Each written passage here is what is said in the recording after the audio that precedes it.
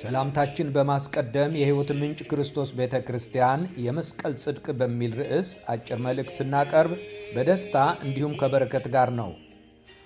በእርሱ የሚያምን ሁሉ በሙሴ አማካኝነት የተሰጠው ሕግ ነፃ ሊያወጣው ከማይችለው ኃጢአት ሁሉ ነፃ ይወጣል ይላል። ሐዋርያት ሥራ ምዕራፍ 13 ቁጥር 39። መጽሐፍ ቅዱስ የጌታችን እና የመድኃኒታችን የኢየሱስ ክርስቶስ ልደት በእግዚአብሔር መለኮታዊ ኃይል የመንፈስ ቅዱስ ሥራ እንደሆነ ያረጋግጣል። ሰው የሙሴ ሕግ በመፈጸም ጽድቅን ማግኘት አልቻለምና እግዚአብሔር ለሰው ልጅ ያለው ፍቅር ሲገልጽ በነቢያቶቹ በኩል አስቀድሞ የተተነበየው ቃል ጊዜው ደርሶ ሲፈጸም አማኑኤል ወይም ኢየሱስ ከድንግል ማርያም ተወለደ።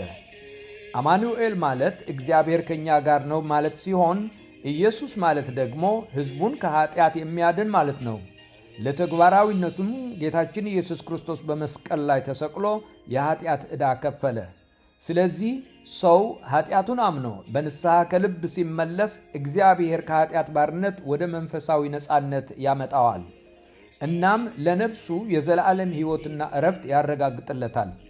የጌታችን የኢየሱስ ክርስቶስ ደም ጽድቅን ያፈራል።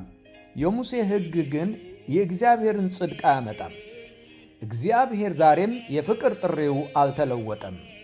የእግዚአብሔር ሰላምና ዕረፍት ከሁላችን ጋር ይሁን። ተባረኩ።